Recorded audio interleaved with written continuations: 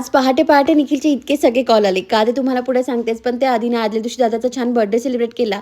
रविवार होता म्हणून माझी आणि सखीची सकाळ अगदी शांततेत सुरू झाली होती. आम्ही ॲपल खाल्ले. दादा-वहिनी बाजारातून इतका सगळा भाजीपाला घेऊन आले, जो निवडायचा आम्हाला प्रचंड कंटाळा आलेला होता.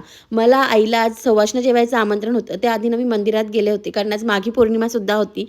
तिथे गेल्यानंतर ना पल्लवीताईंनी सगळ्यांचे छान पाय धुवून पूजा केली. मला थोडं ऑकवर्ड फील होत होतं, कारण मी तिच्यापेक्षा खूप लहान होती आणि ती माझ्या पाया पडत होती. ऑफकोर्स तो मान असतो आणि मी साडी नाही घातली म्हणून तुम्ही तक्रार करणार आहात, पण वेळेवर जरा गडबड झालेली होती. संध्याकाळी ना दादा आणि वहिनी मिळून स्वयंपाक करत होते. दादा आमचा कधीतरी किचनमध्ये येतो, पण कमाल करतो. संध्याकाळी माझे आजोबा आलेले होते आणि हा त्यांचा ट्रेडमार्क आहे. ते आल्या आल्या सगळ्यांची पप्पी घेतात, तशी वहिनीची सुद्धा घेतली. फक्त कोथिंबीर तेवढी निवडायची बाकी होती. मग काय, मी, अण्णा, गौरी, आई आम्ही सगळ्यांनी मिळून सगळं आवरलं.